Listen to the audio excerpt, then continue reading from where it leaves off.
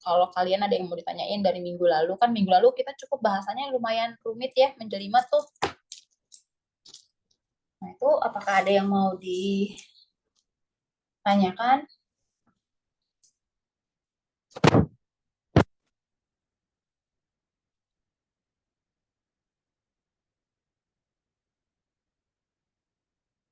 Minggu lalu materi udah itu belum sih?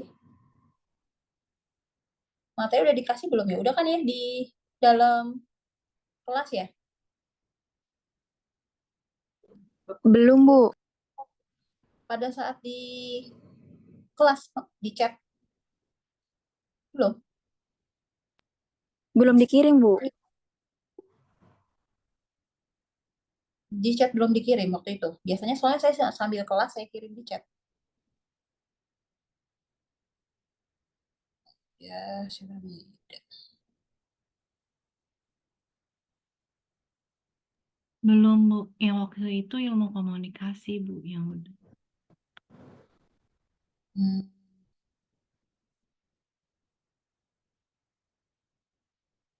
Kirim deh. Ini saya kirim yang minggu lalu ke Nia Mulyani ya. Ada di sini ya, Nia Mulyani ya.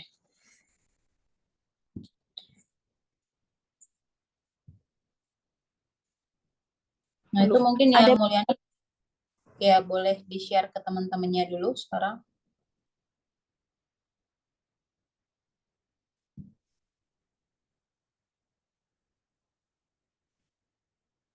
Ini saya coba share di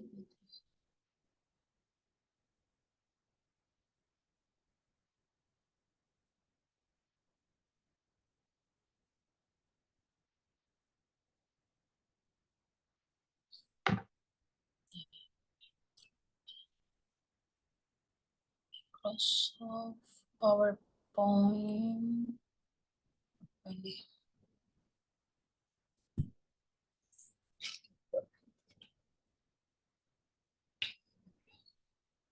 Oke, ini saya coba share ke PowerPoint ke iPad dulu sebentar. Share.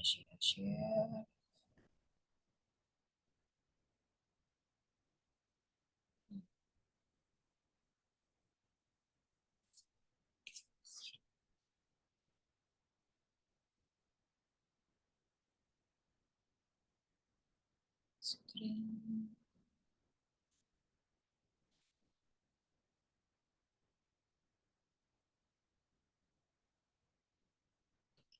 Screen saya udah kelihatan belum? Sudah, Bu. Sudah, Bu. Udah ya. Ini kemarin kita, ini kenapa read only ya? Saya copy deh.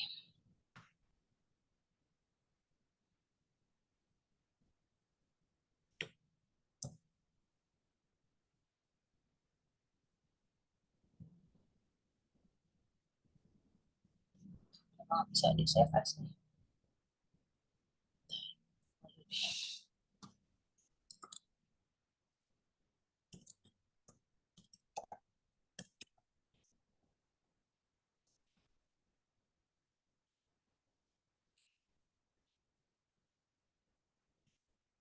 Kelihatan ya, kemarin itu kita sampai di slide nomor berapa ya?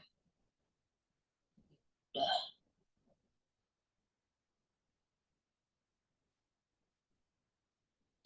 Main baru sampai sini ya?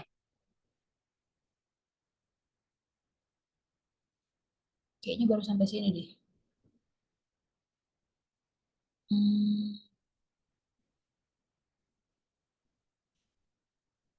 Bener, baru sampai sini kemarin? Iya, Bu, nyampe situ, Bu. Sama biaya yang di luar direct ya, Bu. Direct. Iya kan, ini baru sampai sini kan? Iya, nyampe sini, Bu. Berarti ini udah. Oke, sebentar.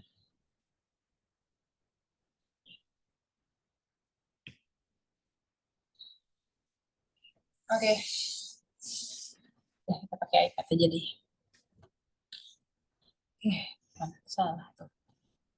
Ya, ini kemarin terakhir kita sampai klasifikasi biaya di direct cost dan di indirect cost. Sampai sini sudah paham semuanya ya?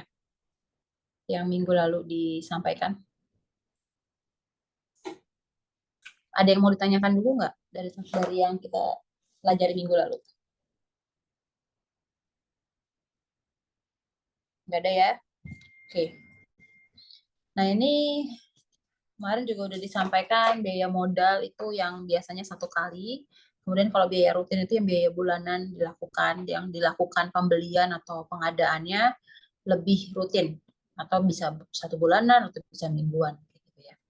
Oke, nah ini sekarang kita masuk ke masalah analisis biaya perawatan pasien. Contohnya ya, ini adalah salah satu contoh analisis biaya perawatan pasien DBD, ya, demam berdarah dengue. Nah, jenis biaya langsungnya di sini kalau kita lihat nih, ada yang namanya biaya tetap. Nah, biaya tetapnya itu apa? Pendaftaran. Jadi kalau orang pasien DBD pasti harus daftar dulu. Itu udah pasti. Ya. Nah, biaya pendaftaran itu kenapa maksudnya tetap? Karena fix. Mau sakitnya DBD, mau sakit jantung, mau stroke. Pokoknya kalau pendaftaran pasien, harganya misalnya daftar pasien 25.000, ya semua pasien daftarnya 25.000. Itu artinya tetap. Nah, ada biaya langsung yang tidak tetap, artinya tergantung sakitnya gimana, tergantung sekarang udah sampai siklus apa, kayak gitu kan. Nah, ini namanya biaya tidak tetap. Nah, biaya tidak tetap ini contohnya apa? Biaya obat. Mungkin sekarang sakitnya pas di awal diagnosanya belum banyak karena belum selesai hasil labnya gitu.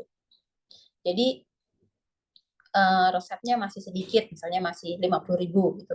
Tapi ketika hasil labnya udah keluar, oh ternyata ada penyakit-penyakit lain nih. Nah, itu bisa berubah. Makanya biaya obat menjadi jenis biaya langsung yang tidak tetap. Nah, biaya konsultasi kenapa masuk ke tidak tetap? Nah, kadang biaya konsultasi itu kan tergantung kita ke dokter apa, gitu ya. Oh, sekarang kita ke dokter jantung konsultasinya. Tahu-tahu besok di-refer nih ke dokter saraf karena ternyata karena terjadi perusakan pembuluh darah ini berakibat ke stroke juga gitu. Nah, jadi kan ada penambahan biaya kayak gitu. Nah, itu jadi biaya tidak tetap. Biaya laboratorium juga biaya tidak tetap dan biaya kamar itu tergantung kan. Itu fleksibel. Nah, ada lagi namanya biaya tidak langsung. Nah, kalau biaya tidak langsung itu adalah biaya yang sebenarnya kelihatannya tidak ada hubungannya sama sakit kita, tapi tetap harus dikeluarkan. Nah, contohnya apa nih? Biaya parkir yang tetap ya, atau biaya misalnya ongkos. Kalau dari rumah ke rumah sakit harus naik Transjakarta misalnya ya. Misalnya 1 kali naik Transjakarta 5.000, ya udah berarti itu biaya tetap. Tapi kalau biaya tidak tetap apa? Biaya makan penunggu. Ya, siapa tahu hari ini mau makan roti, besok mau makan yang lain, kayak gitu. Itu kan tidak tetap. Gitu. Sampai sini pengelompokan biaya, jenis biaya sudah paham ya antara biaya langsung dan tidak langsung? Atau masih ada yang kurang jelas?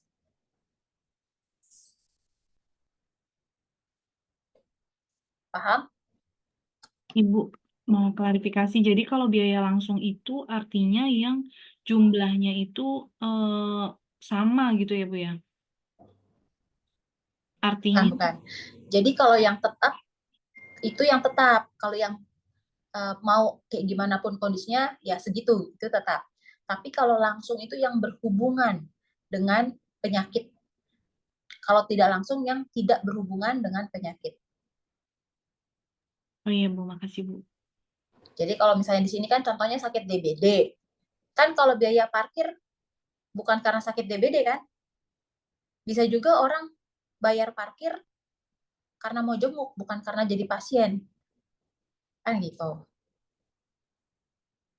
Tapi kalau orang jadi pasien DBD ya udah pasti harus daftar. Gitu. Itu biaya langsungnya. Oke, yang lain udah oke? Sudah. Udah ya, oke. Nah, ini contoh ya, table ini contoh dari biaya. Jadi di sini bisa kita lihat ada yang namanya direct medical cost, yaitu biaya langsung medik. ya biaya langsung medis. Contohnya ya tadi pengobatannya, monitoringnya, nih yang ini ya, pengobatannya, monitoringnya, pemberiannya, kayak gitu. Misalnya harus melalui injeksi, oh harus berarti beli apa? Misalnya harus beli syringnya atau beli apanya gitu. Terus patient counseling and consultation-nya, gitu ya, diagnosis test-nya, ya alat yang digunakannya, hospitalization-nya itu direct. Clinic visit, emergency department visit, home medical visit, ambulance services, sama nursing services itu semua masuknya ke direct. Karena ini berhubungan dengan penyakitnya, penyakit si pasien. Cuma nanti dibagi lagi nih, dari si direct ini, mana yang tetap, mana yang tidak tetap. Kayak gitu. Kemudian, direct non-medical cost. Nah, kalau direct non-medical cost artinya biaya langsung tapi tidak medical. Nah, contohnya apa? Biaya yang dikeluarkan tapi non-medical, gitu ya.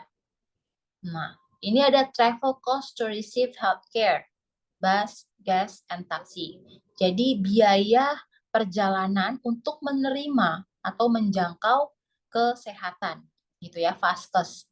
Contohnya bus, ya apa tuh ongkos, gitu ya.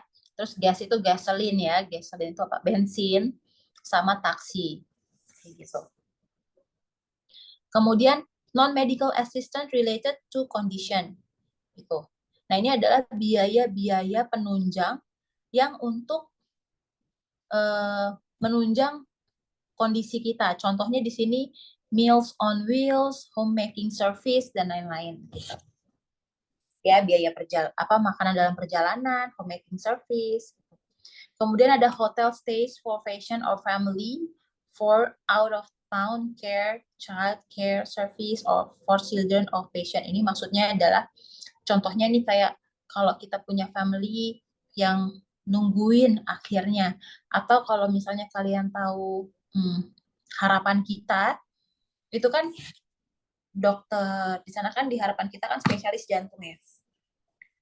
Nah, banyak banget orang di luar kota yang mau berobat ke harapan kita. Tapi kalau kita berobat, orang luar kota berobat ke harapan kita, artinya kan mereka harus travel dari luar kota ke Jakarta. Nah, kalau misalnya mereka harus sering-sering bolak-balik, itu cenderung menghabiskan biaya. Jadi kadang-kadang mereka appointment sama dokter, setelah appointment tuh dia udah jelasin nih sama dokternya, oh kondisinya ini pasien luar kota. Jadi misalnya nih konsultasi hari Senin, terus hari Selasa periksa lab, hari Rabunya hasil lab keluar, hari Kamisnya konsultasi balik dengan membawa hasil lab, misalnya kayak gitu. Jadi dia udah ngebooking jadwal dokternya seperti itu. Nah, artinya dari mulai Senin sampai Kamis, dia harus stay di Jakarta. Ya kan? Nah, itu yang dimaksud dengan hotel stays for patient or family for out of town care. Jadi kalau ada orang-orang yang dari luar kota harus stay karena sakit, nah itu masuk ke direct non-medical cost. Gitu. Kemudian ini yang ketiga ini yang kelima adalah child care services for children of patient. Jadi kalau misalnya ada pasien yang punya anak kecil yang harusnya tadinya dia bisa urusin anaknya, ternyata jadi nggak bisa, mungkin harus taruh di daycare atau gimana, jadi ada biaya tambahan. Gitu. Oke, itu tadi masuk ke direct medical cost dan juga direct non-medical cost. Kemudian yang ketiga ada yang namanya indirect cost. Indirect berarti yang tidak langsung, biaya tidak langsung. Nah, biaya tidak langsung itu yang tidak kelihatan sebenarnya, yang dirasakan oleh pasien. Contohnya adalah loss productivity for patient. Harusnya hari itu dia bisa bekerja, jadi nggak bisa bekerja. Harusnya hari itu dia bisa jualan, bisa buat makanan, jadi nggak bisa. Itu adalah loss productivity for patient. Kemudian loss productivity for unpaid caregiver. Nah, ini maksudnya adalah biaya yang kehilangan productivity ya dari caregiver kita. Misalnya nih, oh karena saya sakit, jadinya mama saya harus nemenin saya. Yang tadinya mama saya harusnya bisa kerja, jadi nggak bisa kerja. Yang harusnya mama saya hari ini bisa buka bisnis, jadi nggak bisa buka bisnis. Nah, itu adalah loss productivity for unpaid caregiver. Kayak gitu. Ya.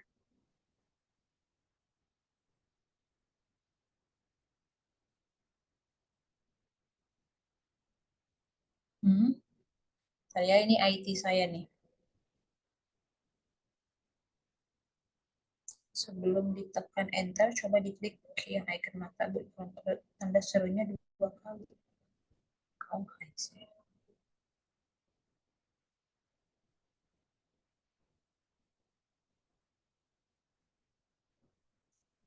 ya.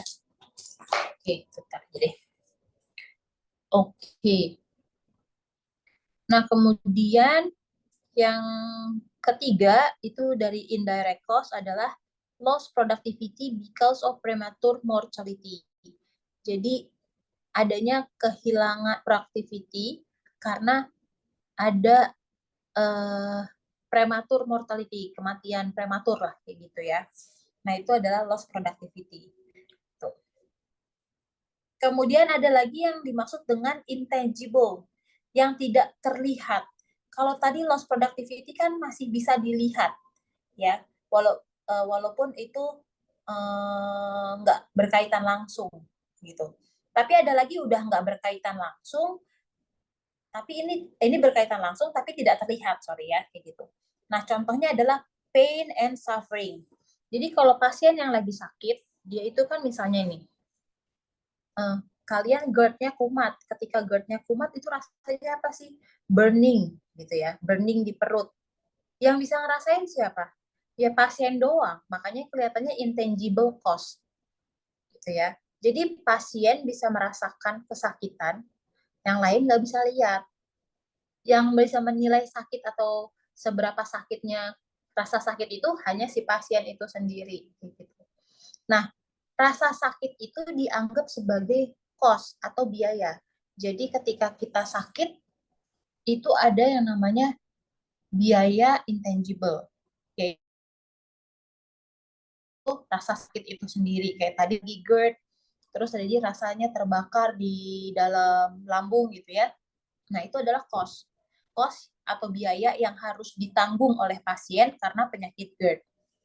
Nah, kalau misalnya orang yang demam berarti yang tadi DBD, biaya intangible yang harus ditanggung adalah mungkin karena dia mengalami demam berdarah ya, demam ya kan, nggak nafsu makan yang kayak gitu-gitu, pusing. Nah, itu adalah salah satu bentuk intangible cost. Sampai sini sudah paham atau ada yang nggak paham nih?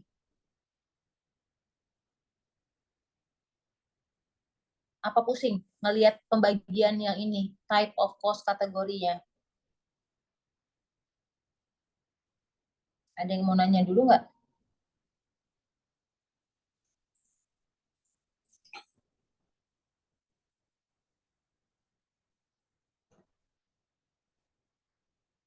Udah paham? Coba kalau sorry ya. Hmm,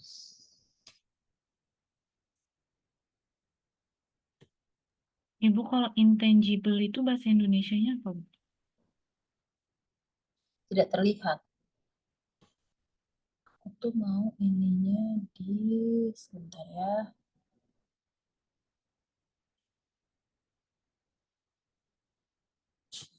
Di sini aja deh. Masuk.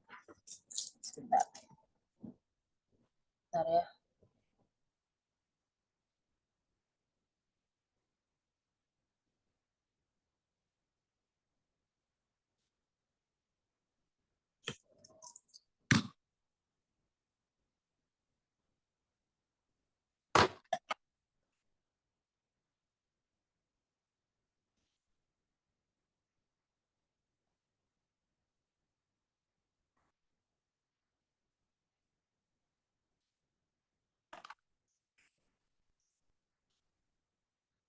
Ini sekarang saya sambil tanya satu-satu ya.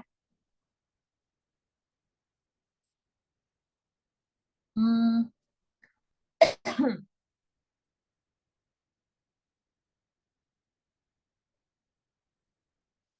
Ayo dia ada ya, ayo dia.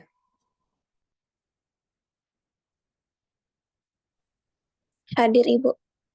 Nih, ayo dia nih. Ini kan ada direct medical cost. Tadi kan di slide sebelumnya nih, ini kan direct ya, direct ada yang langsung, ada yang tidak langsung gitu. Ya. Nah, direct itu kan langsung. Nah, direct itu yang langsung ini kan ada kebagi jadi tetap dan tidak tetap. Nah, sekarang kalau dari yang direct medical cost di sini nih ada example-nya ada berapa nih? Sorry, 1, 2, 3, 4, 5, 6, 7, 8, 9, 10, 11. Dari 11 contoh yang ada di direct medical cost, mana yang tetap dan mana yang tidak tetap? Contoh. Kalau misalnya medication monitoring, dia maksudnya apa? Tetap atau tidak tetap? Tetap ya, Bu. Kenapa? Tidak. Tidak tetap.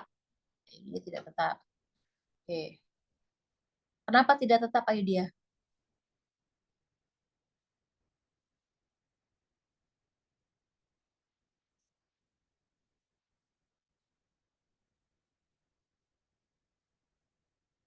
Bisa penjelasannya?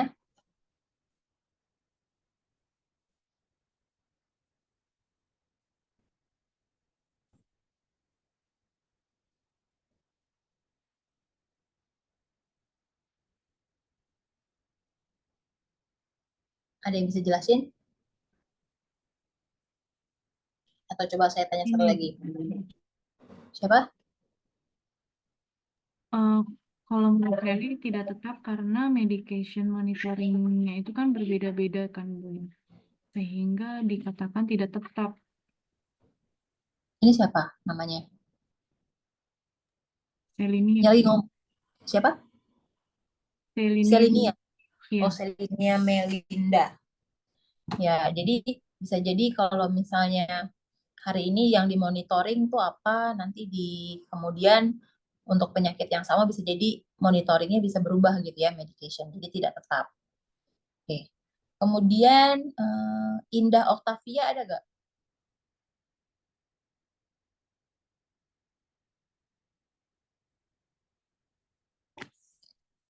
Indah Octavia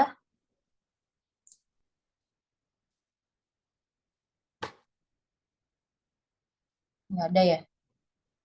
Mutiara Andini ada. Ada, Bu. Nah, kalau Mutiara Andini nih, misalnya home medical visit.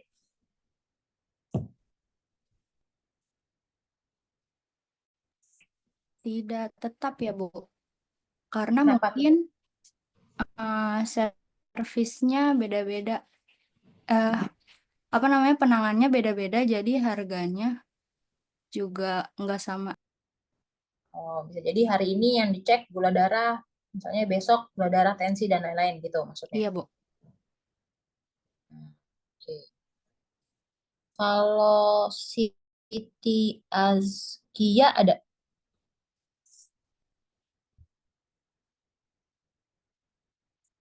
Siti Siti Azkia nggak ada. Travelina deh. Travelina ada Travelina.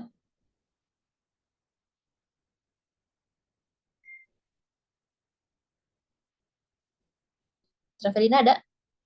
Ini di partisipan pada ada, tapi yang ditanya pada nggak jawab nih. Septia Wafa deh. Septia Wafa ada.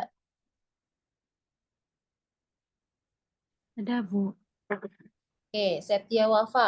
Kalau hospitalization tuh rawat inap. Rawat inap ada. Dia masuk ke tetap atau tidak tetap?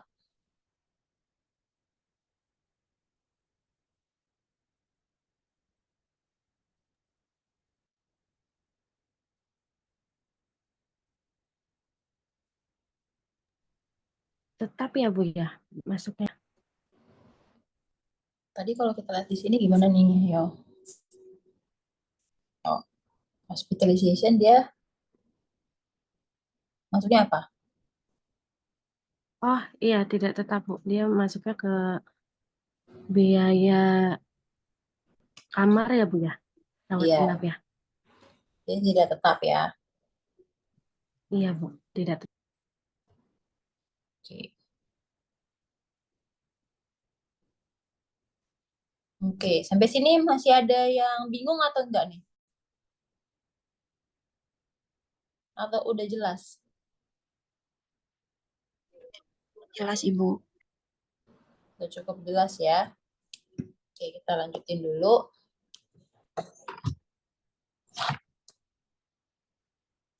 Nah, ini adalah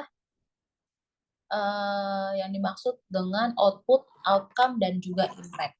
Gitu ya. Jadi kalau kita mau ngadain pharmacoeconomic analysis, itu pasti ada outputnya, ada outcome-nya, dan juga ada impact. Bedanya apa sih antara output dan outcome?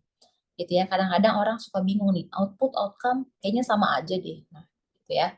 Jadi kalau kita ngomongin output, output itu adalah hasil yang dicapai segera ketika kita mengimplementasikan sesuatu kegiatan atau program gitu ya. Jadi kalau misalnya kita buat penyuluhan, berarti output segeranya adalah dari orang yang dikasih penyuluhan awalnya nggak tahu menjadi tahu, itu adalah output. Nah, kalau outcome adalah luaran ya. Luaran merupakan hasil jangka menengah dari sebuah program atau kegiatan. Hasil dari luaran tidak terlihat segera setelah kegiatan atau program berakhir. Contohnya tadi ada penyuluhan, ya. Penyuluhan, misalnya nih penyuluhan kalau misalnya penyakit TBC menular. Awalnya adalah outputnya, oh dari nggak tahu bahwa TBC menular menjadi tahu. Outcome-nya adalah diharapkan nanti dari hasil tersebut orang-orang yang memiliki penyakit TBC bisa lebih menjaga diri dalam minum siklus obatnya lebih teratur dan menjaga dalam misalnya dia lagi batuk gitu ya, terus atau misalnya dia memakai alat-alatan yang lebih pribadi sehingga tidak menularkan ke orang lain. Nah, kalau impact adalah dampak biasanya merupakan hasil jangka panjang dan kemungkinan tidak dapat dicapai mungkin tidak dapat dicapai bahkan selama siklus hidup kegiatan atau program. Jadi ini impact-nya jangka panjang. Contohnya di sini adalah tekanan darah pasien terkendali, kualitas hidup pasien meningkat. Nah, contohnya kalau yang tadi ngomongin masalah orang masalah yang orang kena TBC dikasih penyuluhan, impact jangka panjangnya apa? Diharapkan impact jangka panjangnya berarti prevalensi dari penyakit TBC menurun di Indonesia. Kenapa ya? Karena tadi outcome-nya orang-orang yang kena TBC lebih bisa menjaga diri. Kayak gitu. Sampai sini ada yang bingung nggak nih soal outcome, output, sama impact? Paham?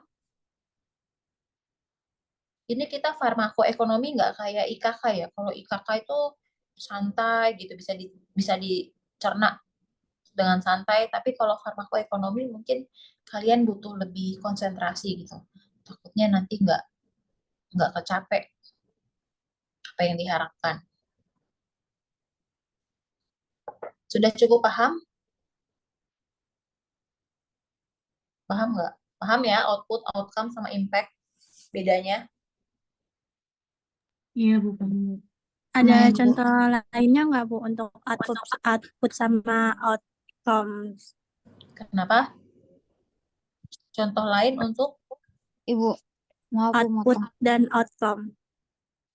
gini ya. Output, outcome, dan impact ini kan suatu sequence. Ya, kalau kamu melakukan sesuatu, hasilnya apa, itu adalah output. Tapi setelah kamu reguler melakukan hal tersebut, itu menjadi habit, itu outcome. Nah, kemudian setelah habit itu menghasilkan, itu menjadi impact. Kayak gitu. Contohnya ya, contoh yang paling simpel aja. Tadi siapa yang nanya tuh contoh lain? Lulu, Bu. Oke, Lulu. Lulu sehari anggap uang jajannya 50.000. Ya. Kemudian Lulu bilang kayak gini sama diri Lulu. Oke, pokoknya mulai hari ini saya pakai uang jajan hanya 20.000. 30.000-nya disimpan. Outputnya dalam sehari Lulu berarti menyimpan 30.000, Men- ya kan? Ya, Ya, 30.000. Nah, dalam 1 minggu berarti bisa menyimpan berapa? 30 kali 7, 210. 210.000. Itu outputnya kan? Outcome-nya luarannya. Oh, luarannya itu adalah berarti Lulu udah lebih bijak dalam mengontrol pengeluaran. Jadinya Lulu punya tabungan. Iya kan?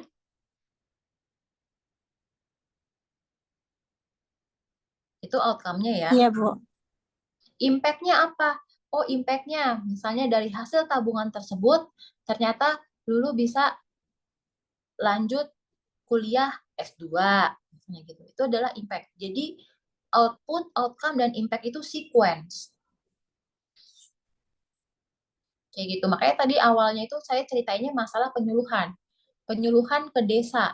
Oh, awalnya desa nggak tahu nih kalau orang TBC itu menularkan. Gitu kan? Dari nggak tahu menjadi tahu nih, gara-gara penyuluhan. Itu output, ya. Kan habis lakukan penyuluhan, berarti dari tahu menjadi, dari tidak tahu menjadi tahu. Itu adalah outputnya. Outcome-nya apa? Diharapkan dari pengetahuan tadi, mereka yang kena TBC bisa lebih rutin minum obat.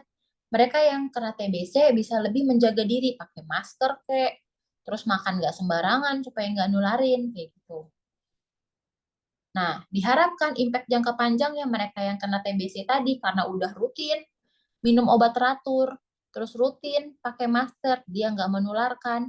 Nah, pengobatan dia berhasil, artinya angka prevalensi di Indonesia untuk TBC jadinya berkurang.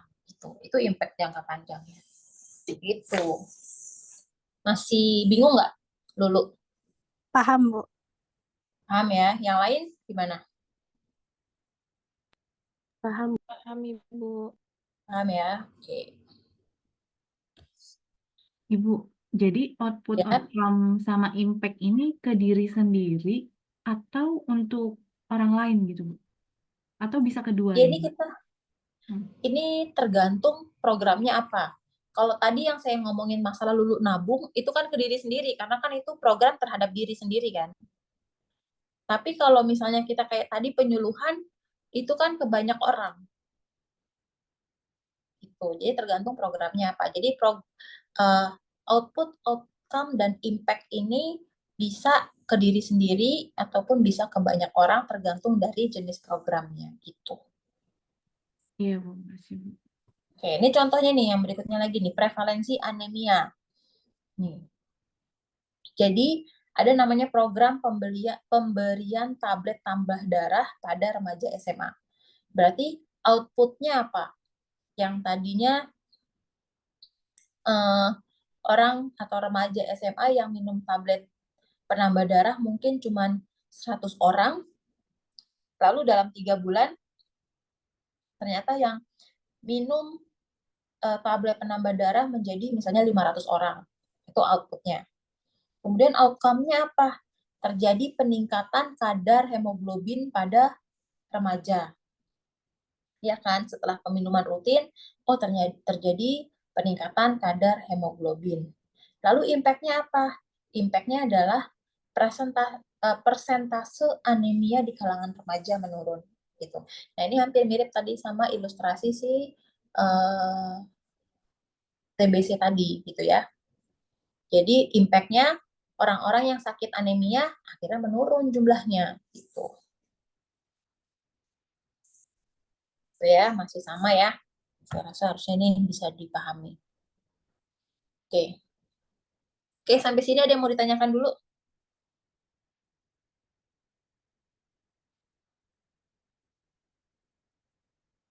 Nggak ada?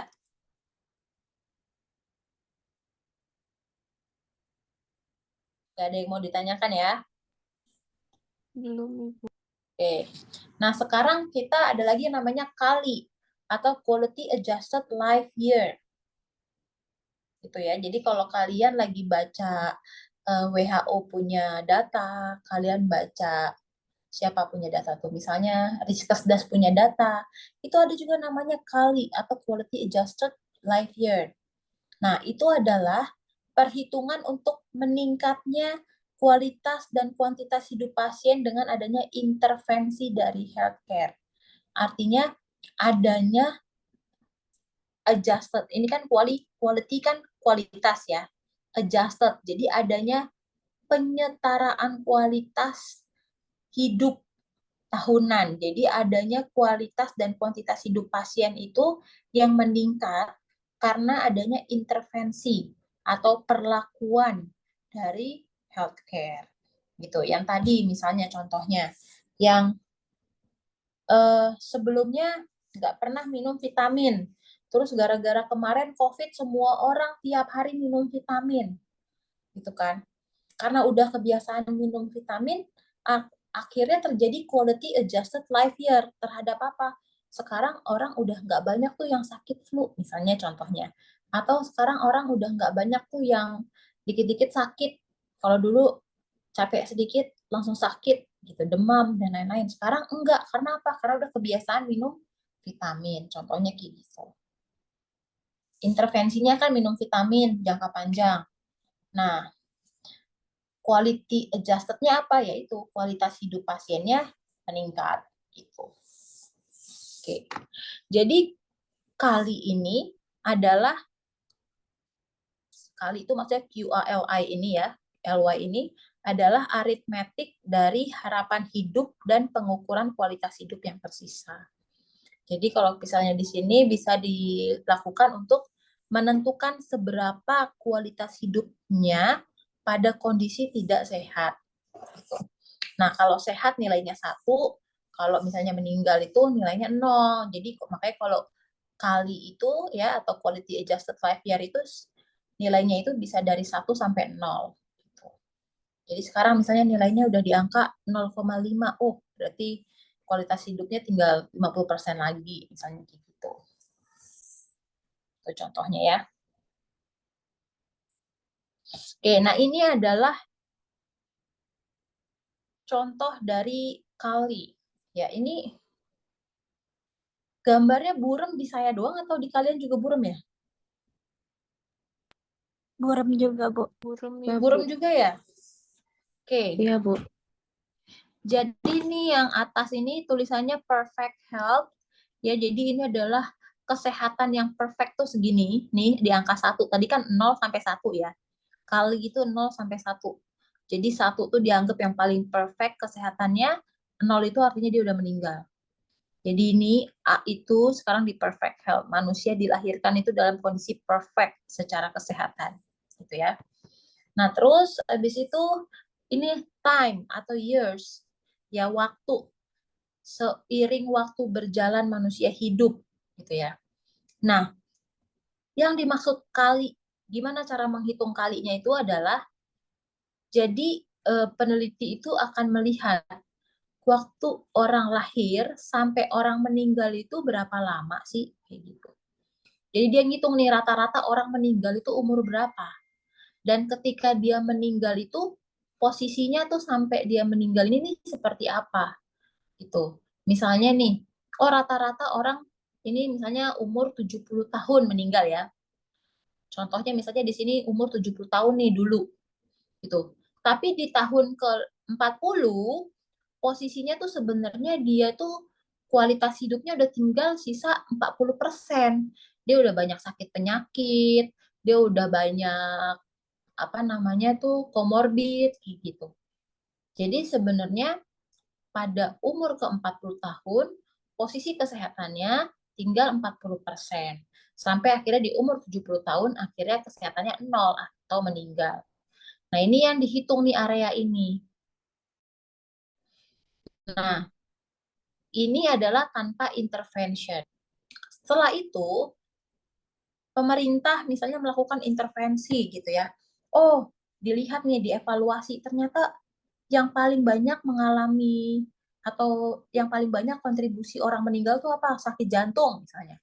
Ya udah, kalau gitu Indonesia hidup sehat, mengurangi makanan berlemak, kolesterol dan lain-lain. Misalnya kayak gitu. Atau dengan cara memberikan suplai obat-obat kolesterol secara gratis misalnya. Nah, dengan seperti itu artinya orang-orang bisa menjaga tingkat kolesterolnya. Nah, di umur yang sama, di 40 tadi, yang tadinya orang-orang sebelumnya di umur 40 tahun, kualitas hidupnya tinggal 40. Nah, sekarang dengan adanya intervention atau dengan adanya, apa namanya tadi, dengan adanya program yang diberikan oleh pemerintah dengan pemberian obat anti itu ya, kolesterol. Nah, yang tadinya 40% di umur 40 tahun meningkat nih jadi 70%, misalnya gitu. Jadi lebih panjang hidupnya sampai akhirnya waktu meninggalnya lebih panjang. Kalau di generasi sebelumnya misalnya umur 70 tahun rata-rata meninggal, sekarang umur misalnya 80 tahun. Nah, itu artinya nanti dihitung nih, berapa selisihnya area ini terhadap area without intervention atau tanpa perlakuan. Nah, dari sini nanti kelihatan ya, itu seperti apa sih kalinya atau quality adjusted life year-nya. Ya, gitu. Jadi kalau kita lihat ini manusia lahir, terus B itu manusia nih ya mulai sakit nih. Manusia mulai sakit di kapan? Di tahun berapa gitu. Nah, ini C ini adalah manusia yang rata-rata meninggal lebih awal tadi. D ini adalah rata-rata usia harapan hidup. Nah, makanya sekarang kalau di Indonesia tuh usia harapan hidupnya meningkat. Kalau kalian baca ya, nanti misalnya nih, bener nggak sih yang dibilang sama Bu Desi? Nah, itu bisa aja search di Google. Gitu. Usia harapan hidup manusia tahun 2023. Gitu ya, karena kan 2024 belum selesai. Tahun 2023. Bandingkan sama usia harapan hidup tahun misalnya 2000. Nah, itu beda tuh. Tahun 2000 cuman sampai umur 65 apa 60 sekian gitu.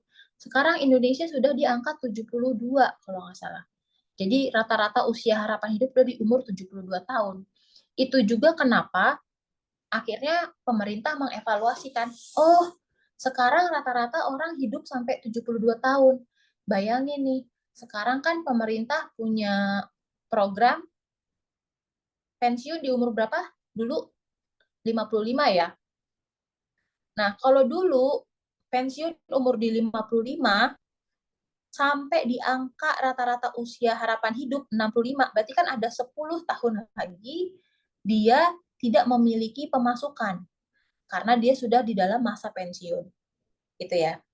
Nah, tapi sekarang dengan meningkatnya rata-rata usia harapan hidup ke 72, artinya semakin panjang periode masyarakat yang sudah tua tersebut tidak punya pemasukan. Kalau begitu artinya apa lagi? Artinya mereka akan menjadi beban buat anak-anaknya yang nanggung. Ya, yang harusnya anak-anaknya bisa membiayai diri sendiri, ini sekarang jadinya membiayai orang tua lebih lama nih. Dari yang 55 pensiun sampai ke 72. Berarti berapa tuh? Berapa? 17 tahun. Kayak gitu kan? Nah, makanya itu juga yang menyebabkan sekarang pemerintah mengeluarkan kebijakan baru. Usia pensiun dimundurin deh. Yang tadinya 55, sekarang pensiun bisa 57 atau 56. 56 atau 57 ya? Saya kurang paham sekarang. Dia sekarang tuh pensiun udah nggak 55 lagi. Tapi udah naik. Kayaknya udah 57 gitu ya. Terus ada lagi sekarang program. Sekarang udah beberapa service yang contohnya kayak pelayan kayak gitu di restoran-restoran tertentu, dia sudah mempekerjakan elderly atau orang-orang tua. Kenapa? Karena diharapkan orang tua bisa lebih aktif, lebih banyak gerak, dan bisa menghasilkan untuk diri sendiri. At least dia tidak menjadi beban buat anak-anaknya di masa tuanya kayak gitu. Nah, itulah kenapa sih historicalnya kok sekarang banyak ya kalau kita makan ke paper lunch, kok yang jadi pelayannya, serviceman-nya itu kok orang udah tua-tua kayak gitu. Nah, itu awal mulanya tuh ya karena ini. Karena di Indonesia quality adjusted life year-nya meningkat. Dari rata-rata usia harapan hidup 65 tahun, sekarang udah rata-ratanya adalah di 72 tahun. Artinya masa hidup orang setelah pensiun makin panjang yang harus menjadi beban generasi berikutnya. Supaya tidak menjadi beban, maka sekarang banyak dilakukan pembukaan lowongan pekerjaan untuk di bidang service yang tidak terlalu banyak menggunakan tenaga gitu. Oke, sampai sini paham ya? Paham nggak sama chart ini? Paham?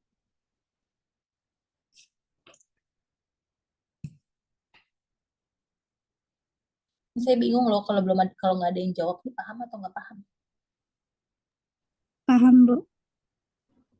Paham. Oke ya, saya anggap paham. Oke, kalau tadi ada kali, kemudian ada yang namanya dali. Bedanya adalah Q and D gitu. Kalau tadi Q berarti quality atau kualitas, kalau D disability atau disabilitas. Nah, selain quality adjusted life years, ada yang namanya disability adjusted life year. Nah, DALI ini adalah satuan yang mengukur beban penyakit yang dinyatakan dalam bentuk tahun kehidupan. Tahun kehidupan yang hilang karena kematian dan tahun kehidupan dengan cacat yang dikaitkan dengan derajat cacat yang diderita. Satu dali adalah hilangnya 1 tahun kehidupan yang sehat. Ukuran ini ikut berkontribusi terhadap pengertian akan status kesehatan dan upaya mencapai status kesehatan yang optimal. Ya, jadi maksudnya itu adalah kalau tadi kan kualitas hidupnya meningkat. Kalau ini disabilitas adjusted life year-nya.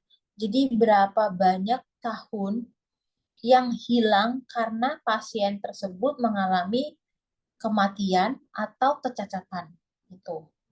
Yang tadinya mungkin kalau misalnya hidupnya sehat, pasien ini tadi rata-rata hidup sehat kan di 72. Tapi ini orang karena dia obesitas, terus dia makan makanan junk food, akhirnya kena stroke, habis kena stroke dia misalnya kena yang lain-lain terus meninggal di usia 50. Artinya ada apa? Disability adjusted-nya itu adalah tadi dia dari 72 dan ke 50 berarti sekitar 22 tahun hilang ya. Nah, sekarang dengan adanya kesehatan, program kesehatan diharapkan orang-orang itu nggak meninggal di usia itu gitu. Jadi disability-nya meningkat, disabilitas adjusted life year-nya meningkat gitu ya. Tuh, jadi diharapkan jangan sampai banyak yang meninggal gara-gara sakit tertentu atau menjadi cacat karena sakit tertentu gitu. Nah, ini cara hitungnya ya. Ini kan orang tadi begitu lahir itu kesehatannya sangat sempurna. 1 gitu ya, healthy life. Kemudian seiring berjalannya waktu nih mulai sakit nih. Ya, ada sakit, ada sakit, ada sakit. Di waktu tertentu nih di B, manusia nih mulai sakitnya mulai konstan. Akhirnya dia nih kalau kita lihat ya sakitnya udah pakai apa ini namanya nih, udah tangannya udah digantung, terus akhirnya terjadi penyakit atau disability, kecacatan gitu ya. Nah, setelah itu di C, stop manusianya, atau artinya lebih meninggal lebih awal. Padahal tadi expected years-nya udah kita tentuin ya, kalinya tadi tahun ini Indonesia itu quality adjusted life year-nya atau angka harapan hidupnya usianya adalah 72 tahun. Tapi ternyata dia meninggalnya di angka 50 tahun tadi. 22 tahun lebih awal. Gitu. Nah, jadi kalau kita lihat rumusnya A ke B adalah seberapa panjang dia sehat, B ke C adalah seberapa lama orang itu sakit, gitu ya. Terus C ke D adalah jarak kematian, ya tadi ya, dia meninggal umur berapa terhadap jarak usia harapan hidup. Nah, A ke D tadi ada jarak harapan hidupnya ya. Nah, si DALI ini adalah jarak BC, nih, BC ini ditambah CD. Gitu. Itu adalah DALI. Sampai sini paham?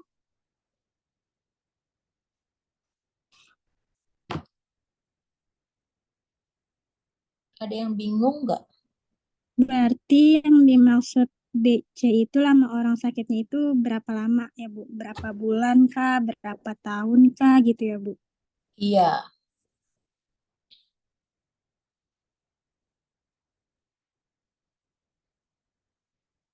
Jadi kita Nah, hitung kalinya terus dulu ya. Tadi kan kali kita udah tentuin tuh, oh ternyata sekarang quality adjusted life year-nya di 72 tahun rata-rata orang hidup. Berarti D-nya di angka 72 ya. Iya kan? Nah, terus dia kena diabetes, stroke, dan lain-lain di umur 45 tahun misalnya. Oh, berarti B-nya 45 tahun. Nah, dari mulai dia kena diabetes sampai akhirnya dia meninggal, misalnya 10 tahun. Di umur 55 dia meninggal. Berarti dari B ke C berapa? 10 tahun. 10 tahun. Nah, C ke D itu artinya di 55 sampai ke 72 tahun. Berarti selisihnya berapa tuh?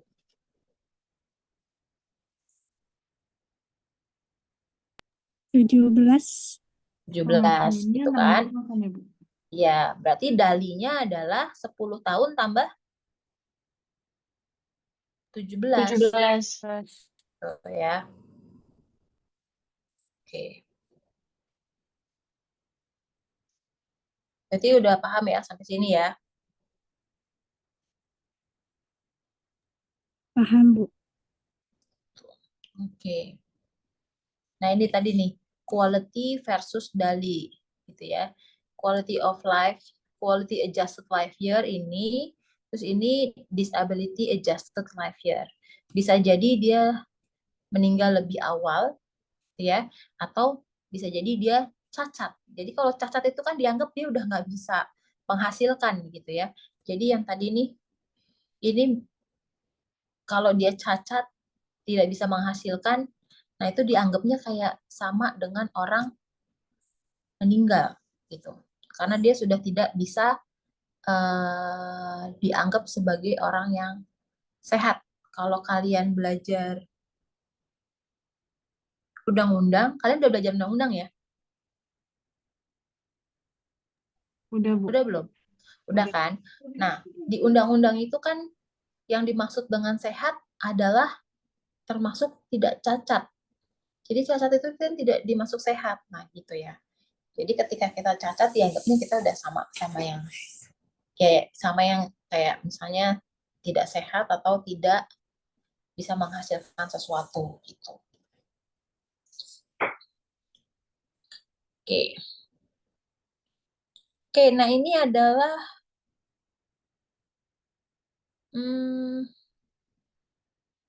contoh dari efektivitas biaya gitu. Nah, di sini kita melihat ada garis di tengah ini ya. Di tengah ini yang miring ini. Kemudian sebelah kiri ke atas ini warnanya merah, reject. Di sebelah kanan itu accept. Nah, accept itu artinya apa?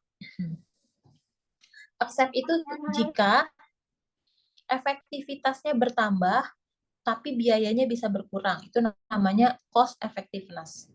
Tapi misalnya, oh efektivitasnya berkurang, lalu biayanya bertambah. Itu berarti namanya bukan cost effectiveness, maka dianggap reject. Gitu. Nah, contohnya di sini apa? Contohnya nih yang reject. More costly, less effective. Udah nggak efektif, biaya mahal, berarti reject. Gitu. Nah, ini biasanya standard treatment dominan. Tapi kalau di bawah ini adalah yang less costly dan more effective. Berarti langsung di accept. Gitu. Nah, ini biasanya new treatment ya. Gitu. Tapi Kak, apa harus gini doang? Enggak. Ini yang di atas nih, more costly, more effective. Itu juga bisa jadi efektif juga gitu ya. Tergantung efektivitasnya. Kalau kemarin kan saya sempat bilang tuh, oh kalau misalnya sekarang ada pengobatan itu dicek juga nih. Ini pasien kalau misalnya pakai obat A, harga per harinya, harga per hari. Harga per tabletnya misalnya 5.000. Terus tapi dia sembuh dalam 10 hari. Artinya misalnya 50.000. Nah, yang satunya harga tabletnya 7.500. Tapi dia cuman misalnya cuman 3 hari udah sembuh. Berarti berapa tuh? 22.500 ternyata dia sudah berefek gitu. Jadi kadang-kadang tuh kita nggak bisa menghitung tuh cuman dari oh harganya sekian kelihatannya lebih mahal, jadi nggak efektif, nggak bagus, nggak. Jadi kita benar-benar harus mengukur harga terhadap total biaya gitu. Makanya tadi kita ada segala belajar biaya tidak langsung, biaya non medical, biaya medical gitu ya. Karena semuanya nanti harus ditambahin satu-satu. Jadi yang dibilang costly itu bukan cuma satu obat doang dihitung, tapi dengan kita kasih obat itu harganya lebih mahal, tapi tadi kan ada lagi ya biaya yang tidak langsungnya, yang tadi productivity kurang, terus habis itu biaya makan, yang nganterin dan lain-lain kayak gitu. Nah itu dihitung semua di situ. Oke. Nah ini contoh dari cost effectiveness analysis ya. Ada antibiotik A dan antibiotik B. Jadi ada infeksi, orang antibiotik A dikasih, terus ada yang dikasih antibiotik B. Gitu ya. Nah, yang antibiotik A ini itu ada yang sukses, ada yang gagal. Gitu ya. Nah, yang gagal ini bisa gagal terapinya, tapi tidak ada adverse reaction. Ada juga yang sudah gagal, itu ada adverse reaction. Nah, ini artinya nih udah tidak efektif sama sekali gitu ya. Nah, ada lagi yang antibiotik A sukses, clinically sukses, tapi tanpa adverse event, atau clinically sukses, tapi ada adverse event. Nah, kalau yang no adverse event, ini berarti langsung accept. Tapi kalau yang dengan adverse event, ini harus dicek dulu. Apakah kejadiannya atau adverse event ini membahayakan pasien atau enggak? Kalau tidak membahayakan pasien, maka bisa dipertimbangkan. Tapi kalau membahayakan pasien, maka sebaiknya tidak gitu. Kemudian yang B juga begitu, diukur masing-masing gitu ya. Nanti misalnya yang ini oh sama-sama no adverse event. Jadi antibiotik B no adverse event, antibiotik A no adverse event juga. Nah, udah deh tinggal yang dihitung berarti biaya aja gitu. Biaya kayak misalnya harganya, terus berapa lama sembuhnya dan lain-lain. Tapi kalau misalnya tadi yang salah satunya ada adverse event, maka biaya-biaya tadi harus ditambahkan dengan biaya kalau terjadi kejadian yang tidak diharapkan. Sampai sini paham? Ada yang mau ditanyakan? Maksudnya adverse event itu kayak efek samping ya, Bu? Iya, adverse event itu kejadian yang tidak diharapkan. Jadi kalau kita ngomong tuh ya ada yang namanya side effect, ada yang namanya adverse reaction. Kalau side effect itu sebenarnya kita sudah duga itu bisa terjadi. Misalnya kalau kalian makan makan apa ya? Misalnya kalian nih minum antibiotik tambah susu, kan terjadi kelat. Itu kan reaksi yang sudah terjadi memang kan. Kita udah tahu nih, minum antibiotik kalau deket-deket sama susu terjadi kelat. Itu side effect. Tapi adverse event itu, adverse reaction adalah misalnya ternyata pasien habis minum obat antibiotik dikasih susu kejang. Itu kan sebenarnya nggak pernah ada di side effect gitu. Jadi side effect itu adalah kejadian yang tidak diharapkan tapi sudah tercatat. Kalau adverse event itu masih timbul-timbul, jadi nggak semua orang bisa merasakan itu gitu.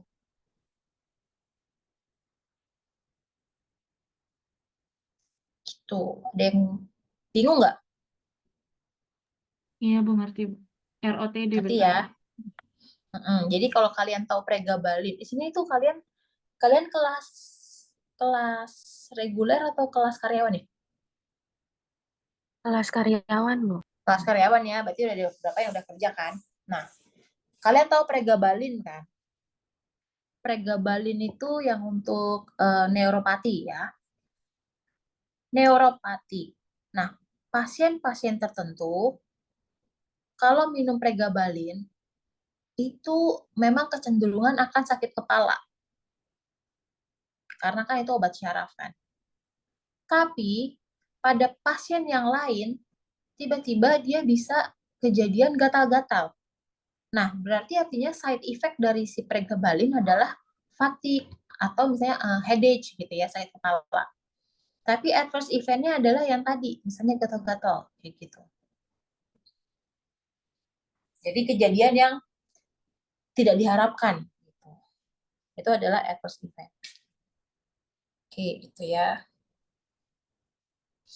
Nah, ini tadi setelah dihitung-hitung nih, oh probability suksesnya berapa sih kalau antibiotik A? Ternyata yang sukses itu 90%. Kalau yang B 95%. Nah, setelah dibandingin, tadi ini kan dibandingkan secara klinis ya. Secara klinis yang A 90%, yang B 95%. Tapi biaya obat terapinya, kalau yang antibiotik A, itu ternyata butuh biaya 250.000 nih totalnya. Yang B butuh biaya 300.000. Nah, probability efek sampingnya, ya, probability efek sampingnya ternyata yang A adalah 20%, yang B adalah 10%. Sedangkan biaya efek sampingnya adalah 1 juta sama-sama gitu. Nah, jadi kita bisa hitung nih. Kalau gitu berarti kira-kira berapa sih biayanya? Contohnya adalah ini. Kalau 1 juta, 20%-nya 200.000 ya. Artinya kalau kita omongin nih, kemungkinan terapinya adalah 250 ditambah 200.000, artinya 450.000 dengan sukses sebesar 90%. Sedangkan yang B 10% dari 100.000, dari 1 juta berarti 100.000. Berarti 100.000 ditambah 300.000, 400.000 dengan probability suksesnya adalah 95%. Artinya walaupun kelihatan biaya terapinya itu mahalan B, tapi setelah ditambahkan dengan biaya efek samping, ternyata yang B lebih efektif daripada yang A. Gitu. Paham nggak?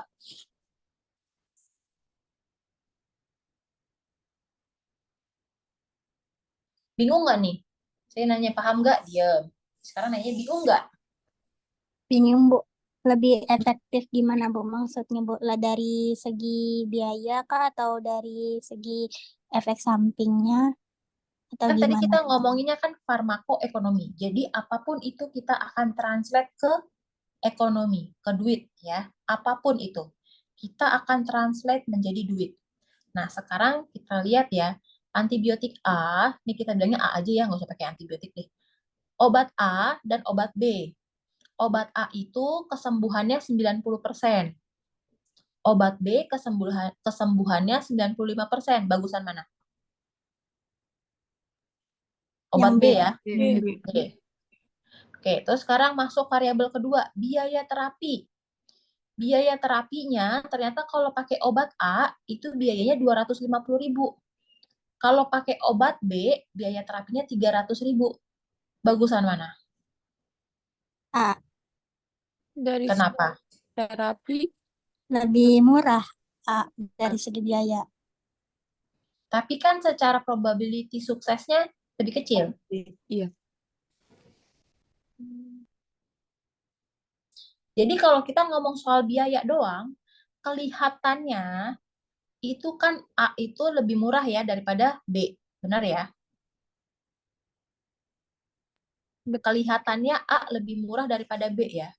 Iya, benar, Bu. Benar ya? Sudah setuju dulu nih sampai sini. Nah, tapi ternyata setiap obat punya efek samping. Samping.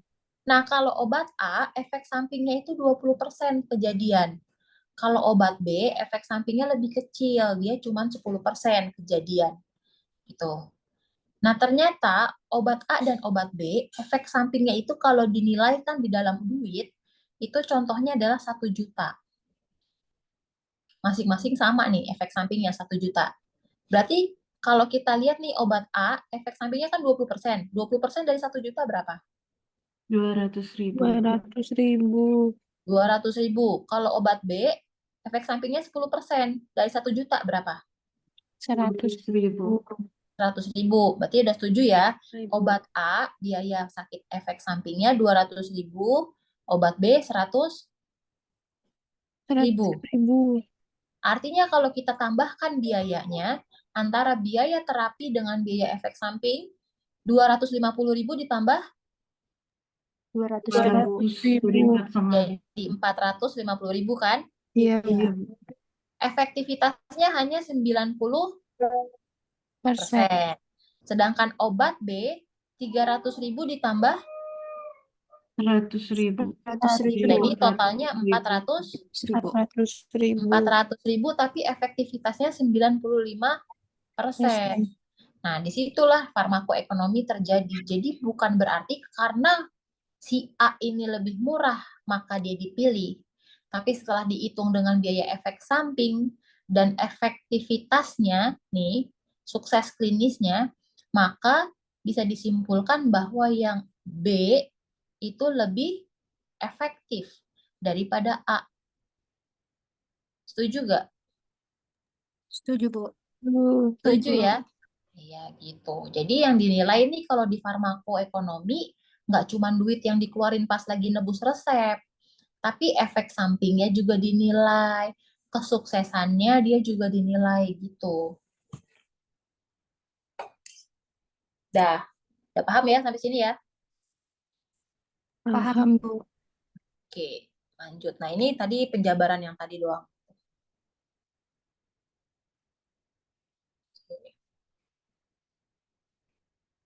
Ini cara menghitung yang tadi ini ya. Yang ini nih, antibiotik A. Tadi kan antibiotik A itu kan efektivitasnya kan klinikalnya 90%. 10%-nya gagal. Nah, 90% yang aman ini tadi yang sukses ini 80%-nya aman, 20%-nya efek samping kayak gitu kan. Yang B juga begitu. Terus habis itu dia dinilai deh. Ya, ternyata begitu dinilai, oh, biaya realnya kalau A 450.000, kalau biaya B ternyata hanya 400.000 kayak gitu. Nah, ini sebenarnya adalah perhitungan lebih kecil, lebih detailsnya. Kalau tadi kan saya pakai logik aja gitu kan. Kalau pakai logik seperti itu cara menghitungnya, langsung dapat tuh 450.000 untuk yang A, 400.000 untuk yang B biayanya. Gitu. Nah, ini adalah cara perhitungan yang lebih detailsnya. Jadi nanti kalian bisa lihat aja. Oke, ada yang mau ditanya lagi nggak sampai sini dulu?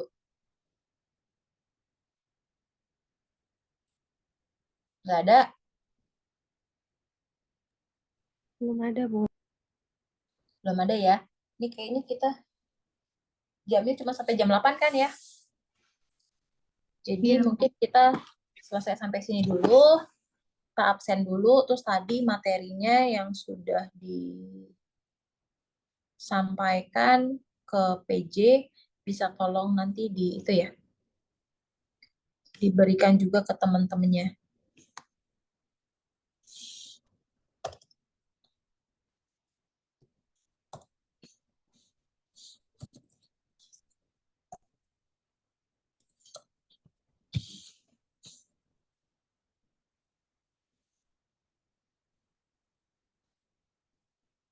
Minggu lalu kita nggak absen ya?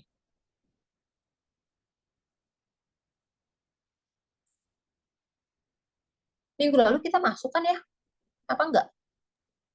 Masuk, Bu. Masuk, Bu. Sudah Ini diabsen, minggu, Bu, kemarin. iya ini minggu keberapa? Keempat ya? Apa ketiga? Keempat, Bu. Oh, oke. Dia Ayu, Hadir, Ibu. Anita Rahman, Hadir, Bu. Muhammad Romli, Ibu, Yulita, Hadir, Ibu. Travelina, Hadir, Bu. Lulu, Hadir, Bu. Septi Berta, Cuti, Bu. Septi cuti. Oke. Ayodia, Hadir, Bu. Ananda, Hadir, Bu. Iskandar Hakim, hadir Ibu. Nia Febriana, Hadir, Bu. Azahra, Hadir, Bu. Mutiara Andini, Hadir, Ibu. Nia Mulyani, Hadir, Bu. Septia, Hadir, Bu. Indah Oktavia, Hadir, Bu. Siti Askia, Hadir, Bu. Ilmi Aulia, Hadir, Bu. Selinia Melinda, Hadir, Ibu. Silvi Nuraini. Hadir, Ibu. Ada yang belum dipanggil nggak? Udah dipanggil semua ya? Sudah, Bu. Berarti semua udah cetak KRS ya? Oke. Berarti yang nggak ada hanya Septi. Karena dia cuti ya.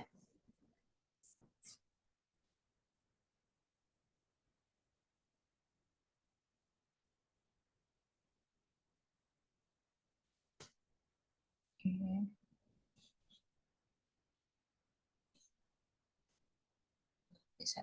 Septia Wafa. Bener ya? Septia Wafa ya? Septi Berta, Bu. Septi Berta. Mana? Oh, Septi Berta Kristina. Oke.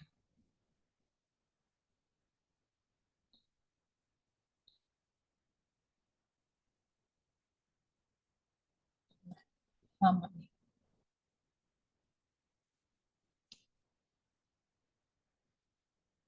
Oke.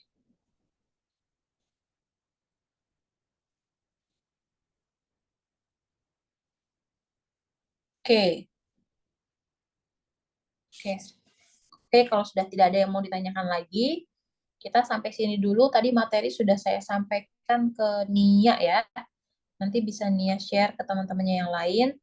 Tolong dipelajarin. Kalau nggak ada yang, kalau misalnya masih ada yang kurang paham gitu ya, bisa ditanyakan di minggu depan sebelum kita mulai ke materi berikutnya.